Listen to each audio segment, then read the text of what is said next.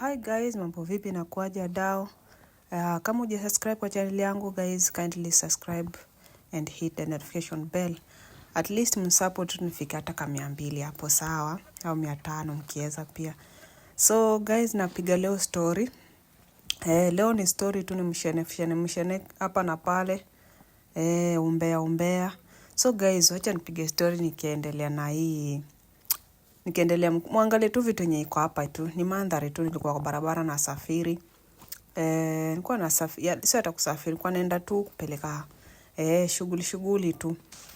So guys, wacha nianze story kwa hivi. Leo nataka kuwapigia culture shock. Kwa wale watu wenye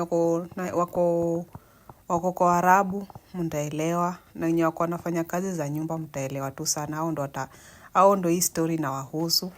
But kama pia haujaifanya job ya nyumba, wenye wametravel tu kwa hizi majobs za kufanya kwa Arabu, mtashikanisha. Ama kama uko Kenya pia utashikanisha tu, japo unipe tu masikio alafu nikupeleke na rada, si ndio?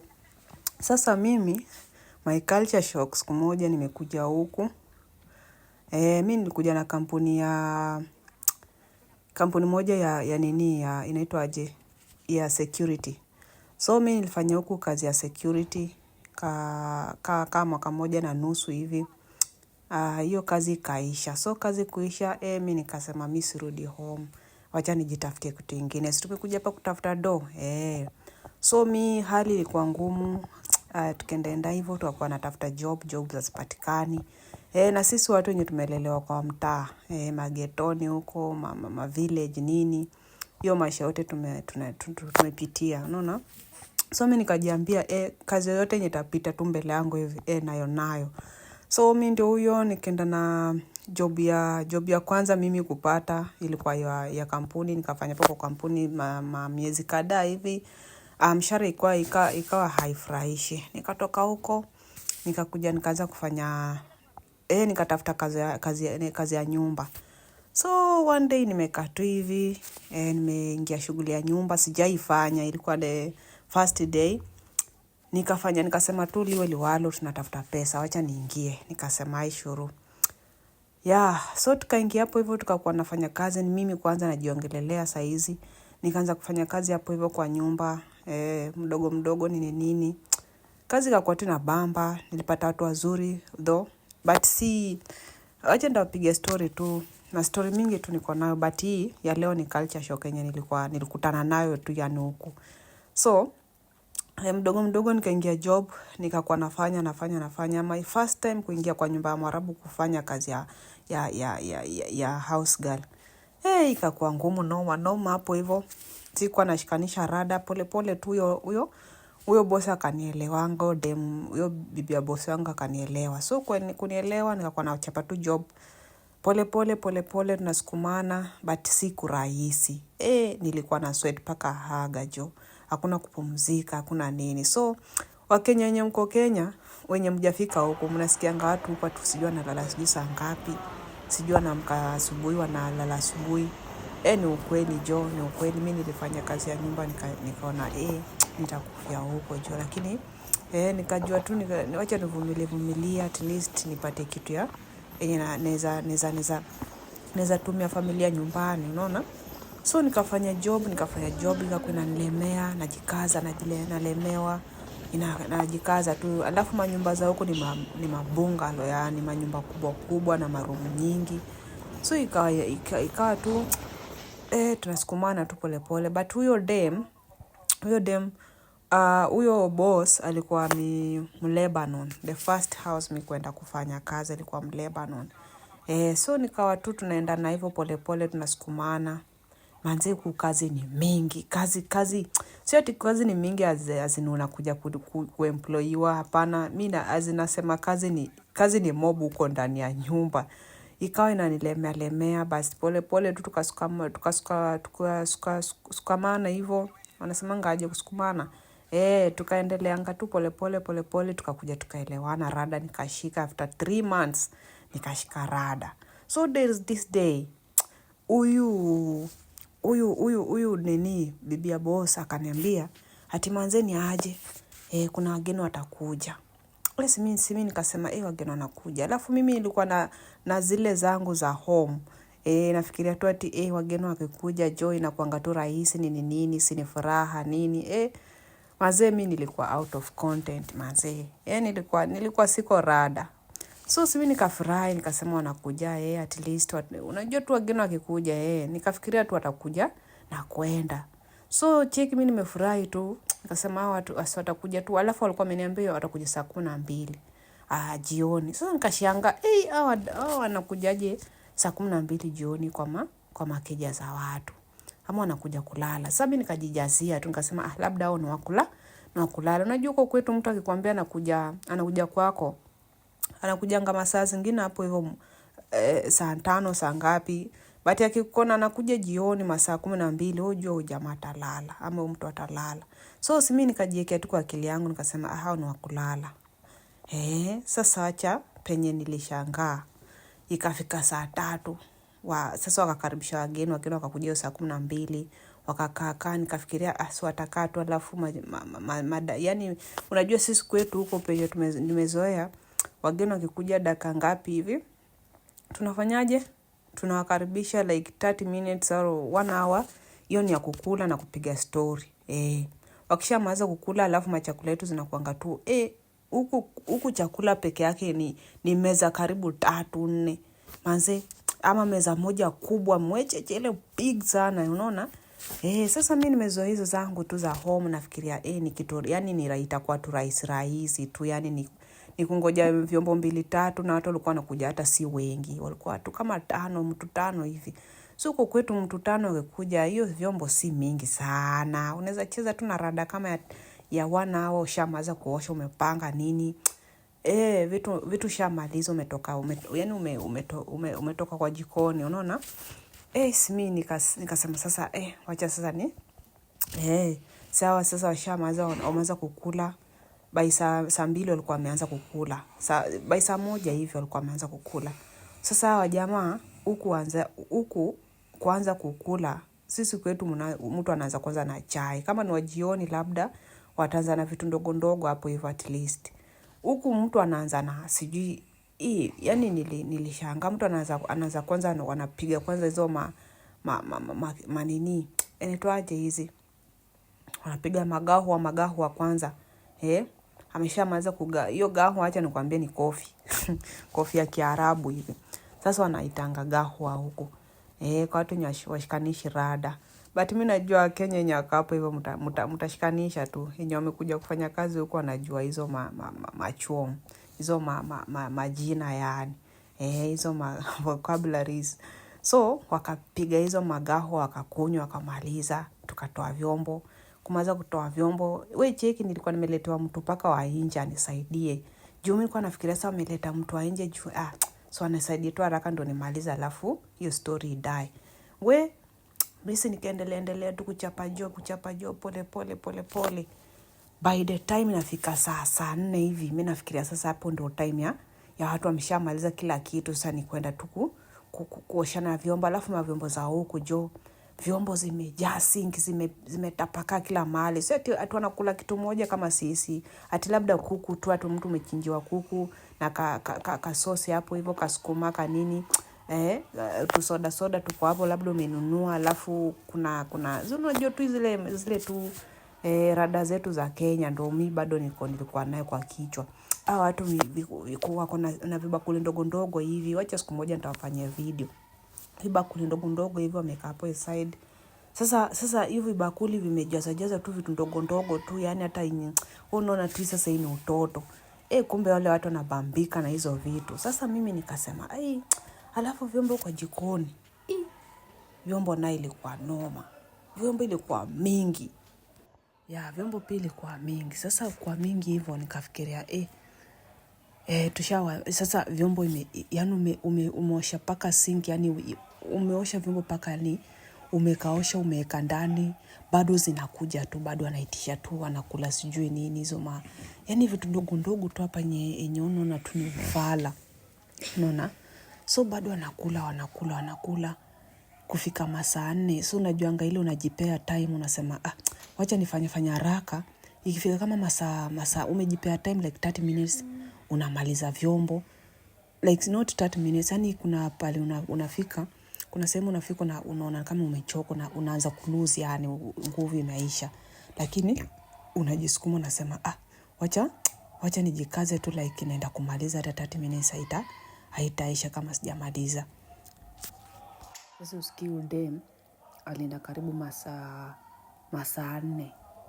Unajuanga tu wale mademu wanawake kwa kampuni hawapitishangi mpaka saa 8 masaa 9 huko. Sasa ilibidi ameondokea jo.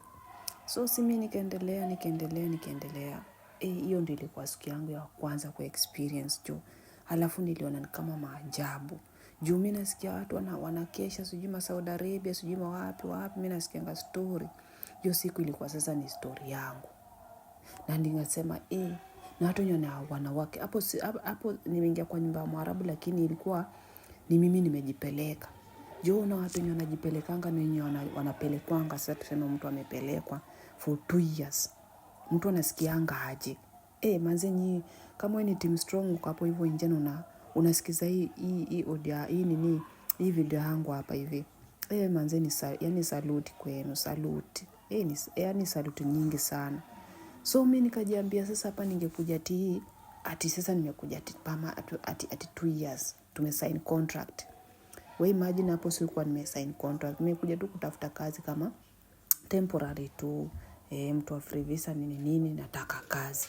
Na ndio nikakutana na hivyo. Nikasema nijikute one day ati nimeingia kwa nyumba ya Mwarabu najisainisha contract ya 2 years.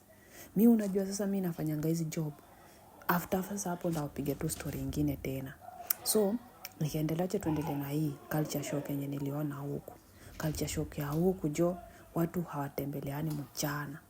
Yani mtu kukuja kwako mchana hiyo ni kama tu sijui hata akue relative, na huku watu wakujangia ati relative anakuja tu hapo kwako ati. Unaona huko kwetu mtu relative wako anakuja tukupitia, hata anaweza tukupitia kwako ataja kuambia na kuambia mazeni aje. Nimekuja tu nipitie kwako nikujulie hali. Huko hakuna. Huko hiyo mambo hakuna ati sijui umepita kwa mtu sijui nini upaka utumanisha appointment. Hata kama mnajuana, hata kama ni brother yako manzi.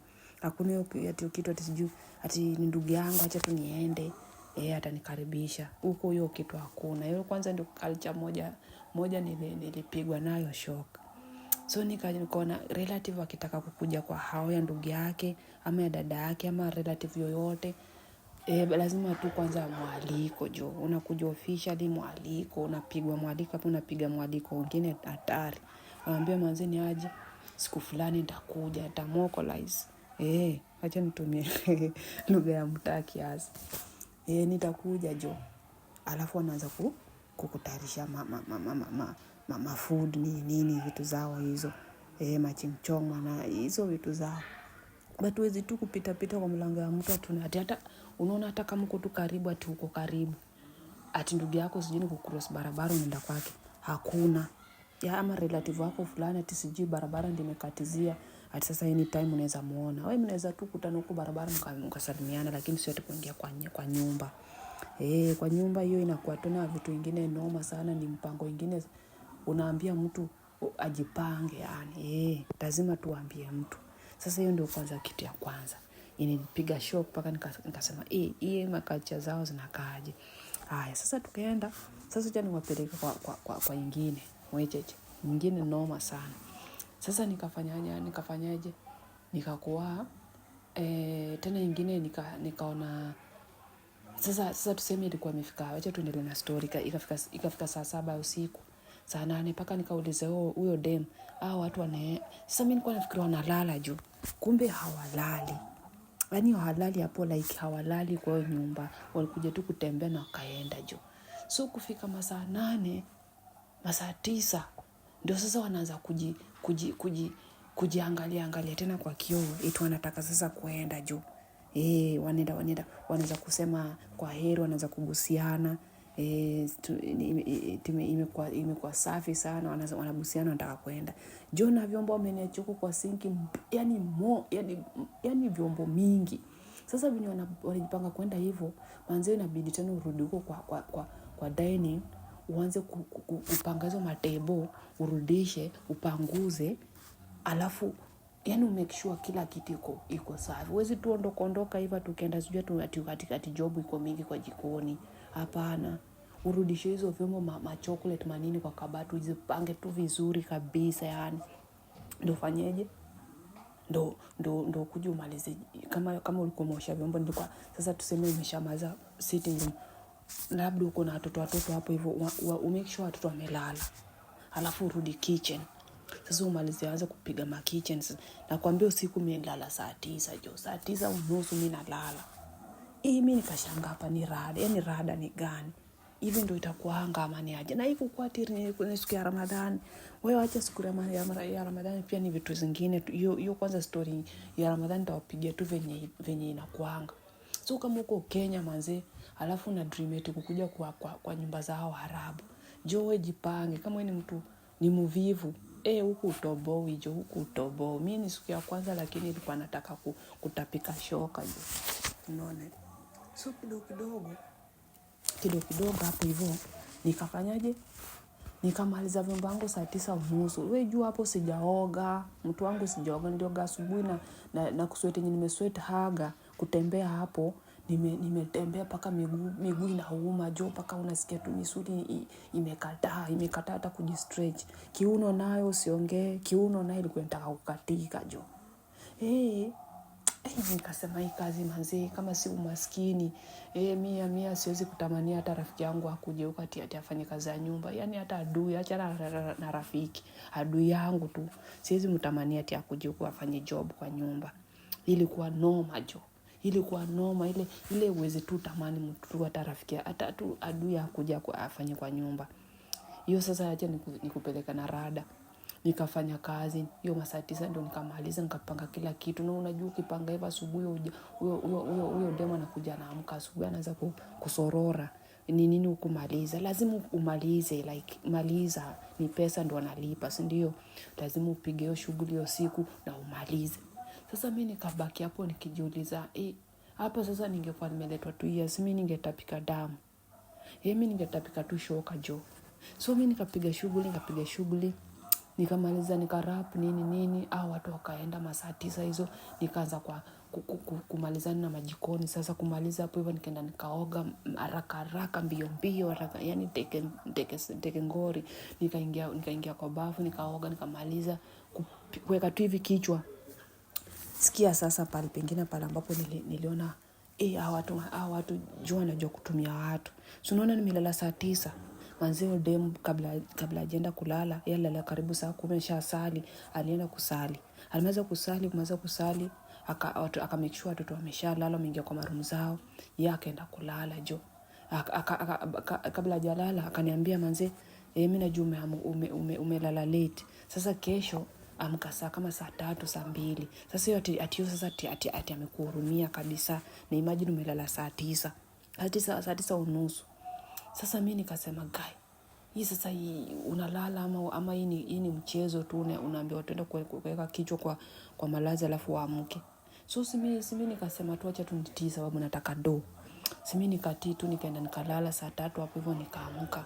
Manzeni nimeamka misuli inauma kila mahali paka midole paka kichwa paka nywele ya miguu huko inauma paka nywele sio za wapi zinauma jo. Nikasema hii sasa mimi nitaweza. Na nilikuwa mara ya kwanza ndo napigwa hizo surprise sasa tu za kazi. So venye niliamka nilikuwa natarajia watu wataamka na mimi. Ati sasa unajua ilikuwa Thursday huko watu wanalala. Yaani Thursday tuseme ndio Thursday wanaenda job alafu Friday na Saturday wako home. Sasa hiyo ni holiday yao. Yaani hakuna mtu anaenda kazi. So mimi nika expect mimi nafikiria wataamka masaa zangu jo. Unasikia watu walilala paka saa ngapi? Watu walipiga usingizi, imagine walipiga usingizi safi. Paka saa 7, saa 8 hapo ndo wakaamka. So kuamka manze wanataka ukume umaliza kila kitu. Yaani kila kitu iko on point. Wewe umeamka uko na hasira, umeamka uko na moods zako za kutokulala poa. Unaona? Mtu anaamka saa 9. Sikia mtu anaamka saa 9. Fala anaamka saa 9 na kuambia ulifanya wapi? Anaweza kukuuliza ulifanya wapi. Sasa hizo culture shock zilikuwa zinanishock tu sana. Yaani mtu anakuja kutembea kwako una expect halale kumbe halali. Haya, nikafikiria sasa siku nyingine sasa ati hao labda walikuwa mavitu tu, yani tu ilikuwa tu ni by the way walikuja hizo matime. Nikauliza mchana, kwani watu mbona wasikuje mchana? Si siku moja sasa wakakuja hiyo mchana nini, walikuwa wanakuja tu usiku. Sasa hiyo masiku zingine zenye zilifuatia walikuwa wanakuja tu usiku. Nikajiuliza watu mbona wanakuja tu usiku, wanakuja kutembelea watu, hawezi kuja masaa zingine, masaa 4 masaa 3, at least saa 12 mtu naacha mtu free, alafu watu wapumzike, watu pia wapumzike. Kumbe hiyo ndio culture yao.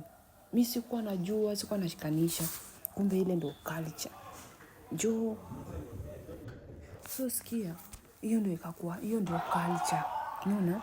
Hiyo ndio culture. Yaani huku kwa Arabu, wewe uliza tu mtu wote mwenye anafanya nini kwa Qatar lakini wewe uliza tu Arabu, watu wenye wanafanya kwa Arabu wote, Dubai, Oman, Kuwait. Yaani wewe mention kila sehemu ya Arabu, Middle East. Watu hawatembeleanangi mchana. Yaani hiyo kama mtu alikuwa amekutembelea mchana, labda tu kitu ya dharura imetokea tu, yaani kitu kingine expensive tu imetokea, like matanga nini, yaani wakisikia tu. Hata matanga pia ndo hadisia venye wanakujanga matanga, hawakurupukani tu ati wanakuja hata kama ni matanga. Alafu huku mayoyo kupiga nduru, sijui ati mtu amekufa huku. Kwanza nawapigia story yao. Tuacha mkae tu hapa, msubscribe kwa hii channel, ni channel tu nyingi tu hapo hivi. Culture shock yenye nilipiga hapo, nilipiga hapo cheese. Ndio sana nitawaambia. Alafu sasa hiyo the next day nikaendelea kukaa na wao. Sasa nilikuwa nataka do. Sasa nikasema acha nijivumilie kwanza, nikafikiria sasa watu watakujanga mchana. Ilikuwa tu by the way, labda watu wataanza kuja mchana. Mimi kukaa tena siku nyingine tu, tena mimi nakuja tena usiku. Tena the same time wanaenda saa 9 ndio watu watakuwa wanaenda makwao. Na wakikuja sio tunakuja, hata wakikuja mmoja bado hiyo kazi utafanya, unaweza fanya hata yaani mtu mmoja ndiye amekutembelea, lakini unaweza fanya kazi kama watu 10 huko kwetu, kama watu 10 venye wakikuja kwako kutembea, ama wakikuja tu watu wawili, ni kama wame invite the whole community. Mimi nikasema hii watu wanaoneanga. Sasa ukienda kwetu, basi mimi siongelee tu Qatar, tukikuja huko Qatar ndio story iko. Watu mimi niko na mabeshte pia wanawako huko nje, huko Saudi Arabia, wana Dubai, wanasijui wapi, au wa nyumba. Sasa ndio nikaanza kuwafuatilia, nikasema story ni aje. Kuna groups za Wakenya tunakuanga nazo. Sasa mimi naingia kwa group, naanza kuambia rada ni gani. Mimi sijawahi kuzoea hizi vitu, sijawahi.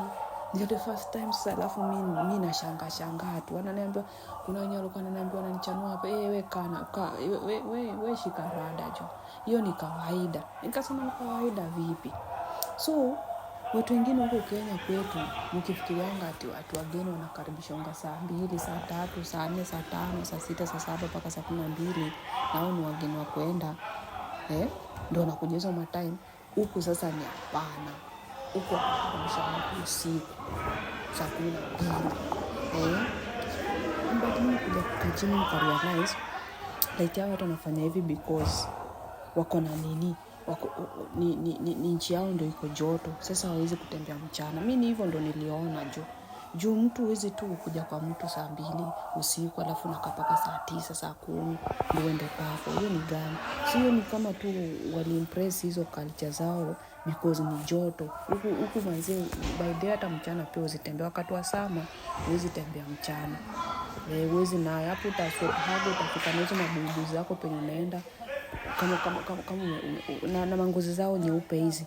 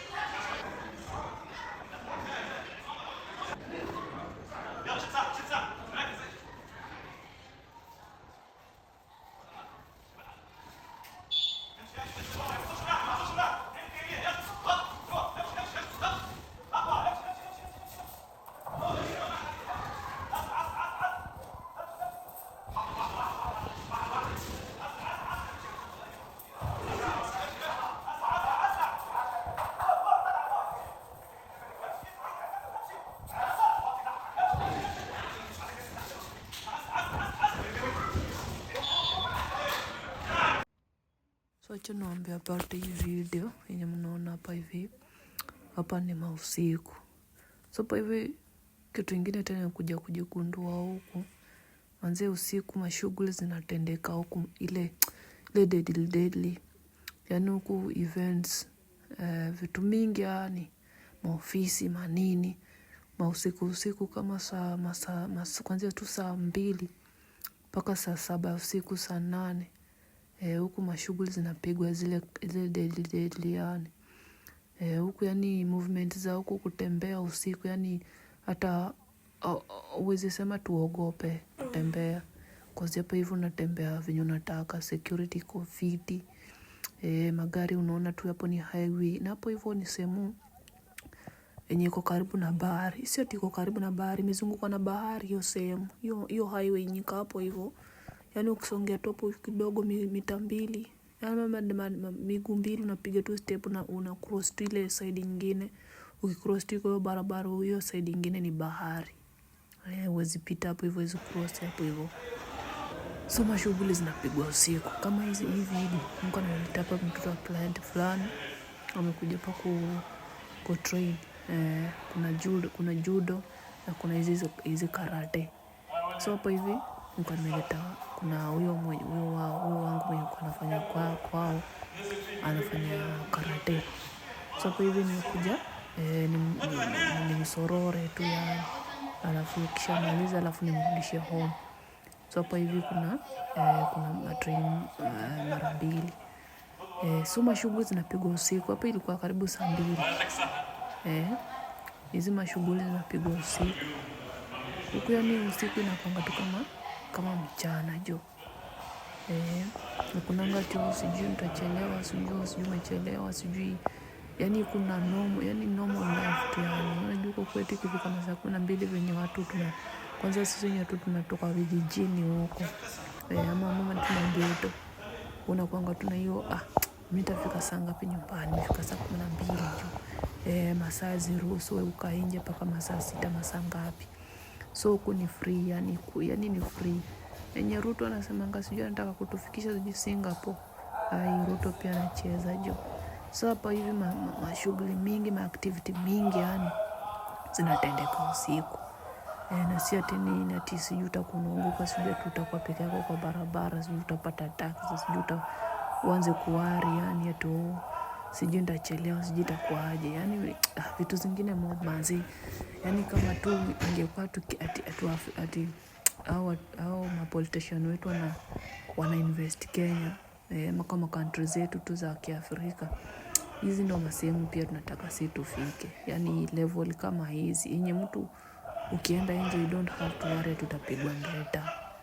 Security na kwa tight mtaa zote yani. Huku ati huku tu ati kwa masenta tu ndo matown tu hapo kwa masiti ati ndo iko fiti kila mahali. Yani ukienda kila mahali ni mataa na security iko tight, unatembea venye unataka, unaona usiku. So tukienda mahali tutaanza kuzimika tu. Sasa nikifika huko alafu itakuaje? Yani you don't have to worry. Wewe kazi yako ni kupiga movement ya deadly kali. Uende masehemu unataka, ufike na urudi. Na unaweza tu usema sasa hapa kucheza kutembea kwa miguu inakuanga normal because highways yani kila mahali ni gari.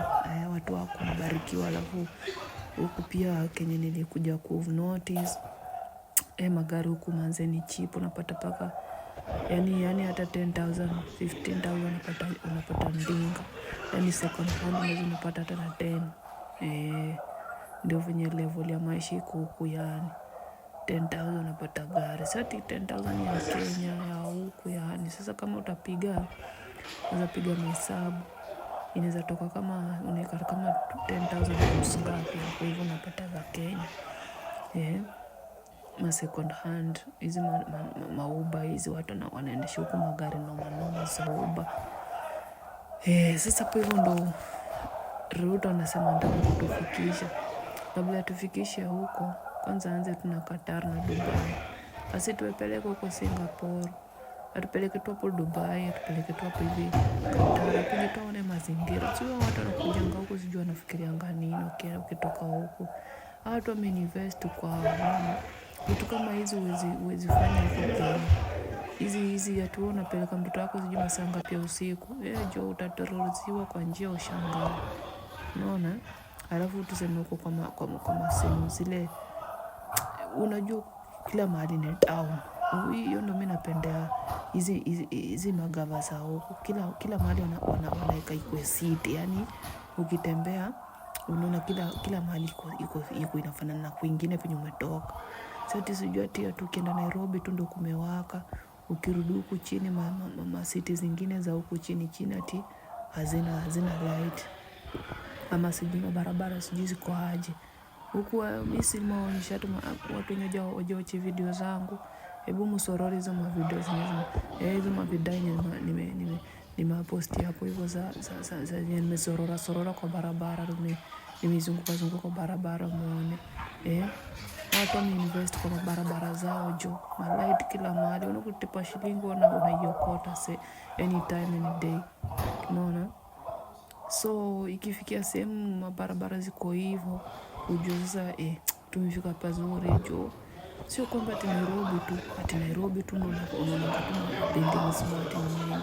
Huko buildings kwanza huko kunanga building ya maskini ama tajiri. Ukienda kwa city na pili umetoka huko mtaa mwingine ndio inafanana na mtaa yenyewe unatoka tu yani kama city.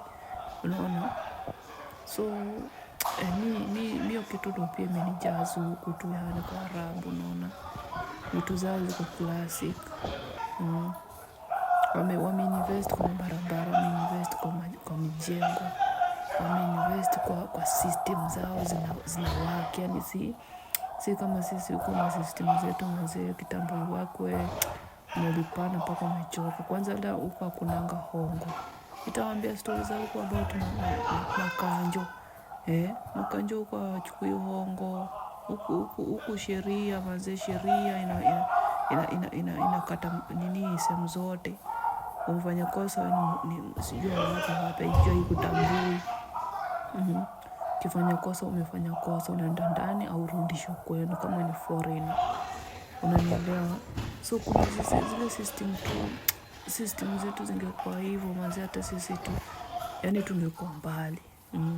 Sehemu kama hizo tungekuwa vipi tunakuja tu kuvisit na kurudi yani si ati tunakuja kusoma vitu zingine huku. Mimi si ati nimekaocha sana. Yenye mimi nashangaa vitu huku. Mimi nashangaa tu system yenye zinawaka.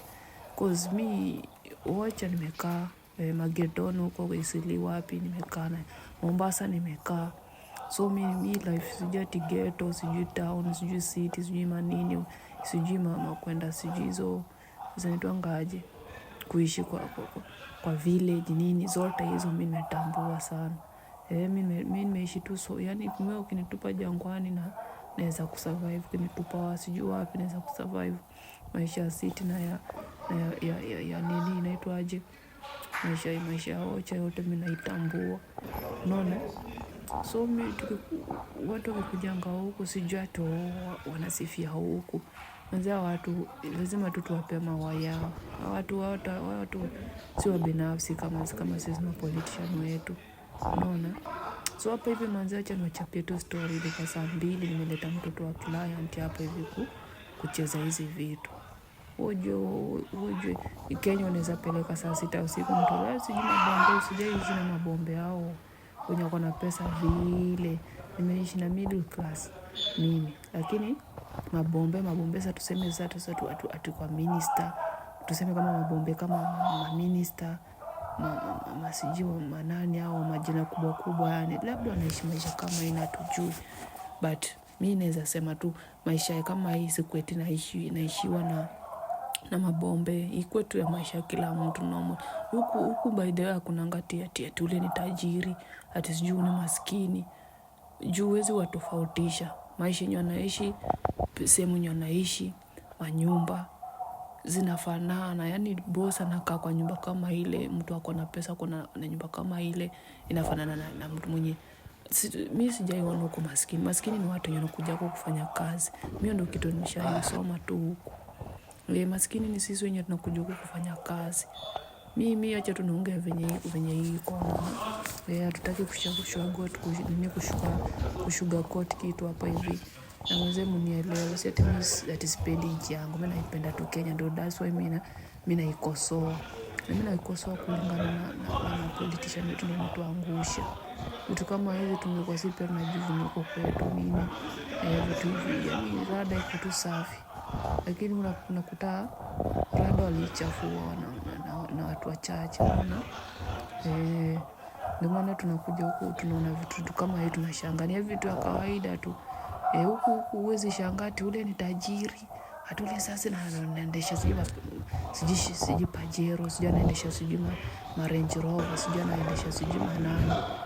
Huku kila mtu anaweza kuwa nayo.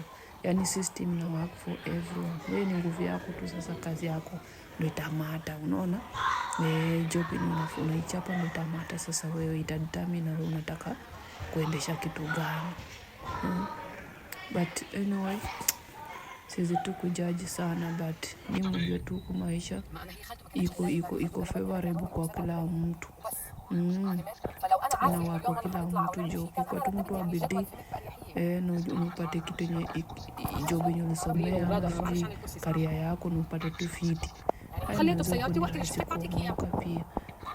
Kikuja kama mama job kama sasa zetu hizi za kutafuta ndo kidogo unaonekana kaka mnyonge, lakini by the with time ukikarada unakuwa penye unataka kukua jo. So gavatu ya Kenya mcheze tu kama nyinyi manze, mjali watu, mjali tu system na watu. Hatuwezi kujanga kushangaa tu watu. Tunasorora na tunashangaa. Tunataka kuja huku na sisi pia tuseme sisi kwetu iko hivi. Watoto wanaenda kwa kucheza area kama hizi usiku, masaa 2, masaa 3, masaa 4 narudi nyumbani wakiwa safe. Kenya unapeleka mtoto saa hata mchana tunapeleka mahali, but ni roho inapiga tu mtoto wangu atakuwa safe. Kama ataibiwa vitu gani hizo kidnap sijui nini hizo. Hii security hakuna ya kutosha. Mimi nasema tu wenye iko sasa tunachukia Kenya, but mimi napenda tu Kenya, but mimi nachukia tu politician. Ndio ameleta tu ngori zote tunakuja kutafuta job alafu inakuwa hivi. Anyway, subscribe kwa channel yangu, mimi napenda tu sana. Mzidi kunisupport na mbarikiwe tu jo. Mimi nimefungua hii channel tu kitu vitu mob tu. Mambo najua pia nitakuwa na channel hapo hivi as long as msubscribe. Mimi nitaleteanga vitu mingi tu, nitakuwa na channel tu kama kwa Kenya. Fuatilia hapo hivi naweza kusema kitu labda ikakusaidia. Na hivyo ndio tutakuwa tumejengana mwenyeaje. Anyway, thank you so much for supporting me and subscribing. I hope mtaenjoy hii ni ndefu, lakini nilikuwa nataka tu ni summarize kwa sababu simu yenye natumia pia ni isijae, yani nichukue tu vitu zote niweke huko alafu tuanze kutafuta mpya. Anyway, goodbye.